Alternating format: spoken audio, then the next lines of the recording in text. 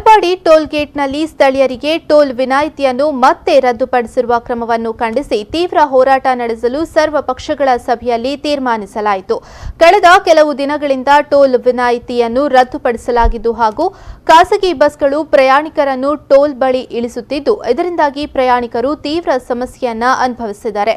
ಈ ನಿಟ್ಟಿನಲ್ಲಿ ಇದನ್ನು ಖಂಡಿಸಿ ಬೃಹತ್ ಪ್ರತಿಭಟನೆ ನಡೆಸಲು ಹೊಸಂಗಡಿ ಗೇಟ್ವೇ ಆಡಿಟೋರಿಯಂನಲ್ಲಿ ನಡೆದ ಸರ್ವ ಪಕ್ಷಗಳ ಸಭೆಯಲ್ಲಿ ತೀರ್ಮಾನಿಸಲಾಯಿತು. ಸಮಸ್ಯೆಯನ್ನು ಶೀಘ್ರವೇ ಪರಿಹರಿಸುವಲ್ಲಿ ಫೆಬ್ರವರಿ 25ರಂದು ತಲಪಾಡಿ ಟೋಲ್ ಗೇಟ್ಗೆ ಮುತ್ತಿಗೆ ಹಾಕಲು ತೀರ್ಮಾನಿಸಲಾಯಿತು. ತುಂಬಾ ಸಲ ಮನವಿ ಕೊಟ್ಟಿದ್ದೇವೆ, ತುಂಬಾ ಸಲ ಹೋರಾಟ ಮಾಡಿದ್ದೇವೆ, ಎಲ್ಲ ಸರ್ವಪಕ್ಷವಾಗಿ ಮಾಡಿದ್ದೇವೆ, ಅಲ್ಲದೆ ಮಾಡಿದ್ದೇವೆ. ಈಗಿರುವ ಸಮಸ್ಯೆ ಅಂತ ಹೇಳಿದ್ರೆ, ಇತ್ತೀಚೆಗೆ ನಮ್ಮ ಮೊನ್ನೆ ಉದಯವಾಣಿ ಪತ್ರಿಕೆಯಲ್ಲಿ ಒಂದು ಸ್ಟೇಟ್ಮೆಂಟ್ ಬಂತು. ಫೆಬ್ರವರಿ 10ರ ಬಳಿಕ ಯಾವ ಕಾರಣಕ್ಕೂ ನಾವು ಸ್ಥಳೀಯರಿಗೆ ಕೊಡುವುದಿಲ್ಲ, ತಲಪಾಡಿ ಪಂಚಾಯತ್ನವರಿಗೆ ಮಾತ್ರ ಕೊಡ್ತೇವೆ ಅಂತೇಳಿ ಉದಯವಾಣಿಯಲ್ಲಿ ವರದಿ ಬಂತು.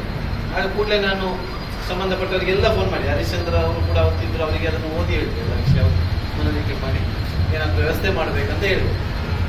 ಆಗ ಅವತ್ತು ನಂತರ ಏನಾಯ್ತು ಅಂದರೆ 10ನೇ ತಾರೀಕು ಬಂತು, ಯಾರಿಗೆ ಸಮಸ್ಯೆ ಆಗಿಲ್ಲ ಹೋದ್ರು. 12 ಆಯಿತು, 13 ಆಯಿತು, 14 ಆಯಿತು. ಈಗ ನಿನ್ನೆಯಿಂದ ಸಡನ್ ಎಂತ ಮಾಡಿದ್ದಾರೆ ಅಂತ ಹೇಳಿದ್ರೆ, ಯಾವ ಕಾರಣಕ್ಕೂ KL14 ಮಂಜೇಶ್ವರ ಭಾಗದವರಿಗೆ ನಾವು ಕೊಡುವುದಿಲ್ಲ ಎಂಬ ರೀತಿಯಲ್ಲಿ ಒಂದು ಉದ್ಯೋಗತನವನ್ನು ಅಲ್ಲಿ ಪ್ರದರ್ಶಿಸ್ತಾ ಇದ್ದಾರೆ. ಜೊತೆಗೆ ತಲಪಾಡಿಯವರಿಗೆ, ತಲಪಾಡಿ ಗ್ರಾಮ ಪಂಚಾಯತ್ ವ್ಯಾಪ್ತಿಯವರಿಗೆ ನಾವು ಕೊಡ್ತೇವೆ ಅಂತ ಹೇಳಿ ಆ ರೀತಿಯ ಒಂದು ಸ್ಟೇಟ್ಮೆಂಟ್ ಕೂಡ ಕೊಟ್ಟಿದ್ದಾರೆ. ಈ ಸಂದರ್ಭ ಬ್ಲಾಕ್ ಪಂಚಾಯತ್ ಅಧ್ಯಕ್ಷ AKM ಅಶ್ರಫ್, ಜಿಲ್ಲಾ ಪಂಚಾಯತ್ ಸ್ಥಾಯಿ ಸಮಿತಿ ಅಧ್ಯಕ್ಷ ಹರ್ಷದ್ ವರ್ಕಾಡಿ, ಮಂಜೇಶ್ವರ ಬ್ಲಾಕ್ ಪಂಚಾಯತ್ ಸದಸ್ಯ ಮುಸ್ತಫಾ ಉದ್ಯಾವರ, ಗ್ರಾಮ ಪಂಚಾಯತ್ ಸದಸ್ಯ ಮುಕ್ತಾರ್, ವಿವಿಧ ರಾಜಕೀಯ ಪಕ್ಷಗಳ ಮುಖಂಡರು ಭಾಗವಹಿಸಿದ್ರು. അത് വെച്ചിട്ട് നമ്മൾ പെട്ടെന്ന് വിസിറ്റ് ചെയ്യാം, എന്തായാലും ഇടപെടും, അങ്ങനെ അവരെ കളക്ടർ ബന്ധപ്പെടാമെന്നാണ് പറഞ്ഞത്. പക്ഷെ അതിനൊരു റിസൾട്ട് ഉണ്ടായിട്ടില്ല. ഇപ്പൊ നമ്മൾ ഒരു കാര്യം എന്ന് വെച്ചെങ്കിൽ, നാളെ രാവിലെ കളക്ടർ ഉണ്ടെങ്കിൽ നാളെ ഹോളിഡേ, ശിവരാത്രി അല്ല നാളെ, ഗവൺമെന്റ് ഹോളിഡേ. നാളെ ഒന്ന് കളക്ടറെ നിർബന്ധമായിട്ട് ഒരു ഡെലിഗേഷൻ ടീം കാണും, കളക്ടറോട് കാര്യങ്ങൾ ബോധിപ്പിക്കും.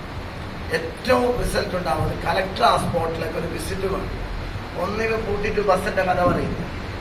ബസ്സിന്റെ എല്ലാത്തിനേക്കാളും വലിയൊരു പ്രശ്നമാണ് മനുഷ്യാവകാശ പ്രശ്നം. ആ ബസ് വരാത്ത രീതിയിൽ ബസ്സിനെ ആശ്രയിക്കുന്ന ആര്, ഏറ്റവും സാധാരണക്കാരായിട്ടുള്ള ആളുകൾ ആശ്രയിക്കുന്ന സാധനം, അതൊരു ഭാഗത്ത് നിലനിൽക്കും. നമ്പർ 2, ഈ ഒരു നമ്മളെ ഇഷ്യൂസ് അപ്പൊ ഇത് പരിഹരിക്കണമെങ്കിൽ, ഇപ്പൊ സമരം നടത്തണമെങ്കിൽ അങ്ങനെയുള്ള ഒരു ആൾക്കൂട്ടത്തിന്റെ ഒരു പങ്കാളിത്തം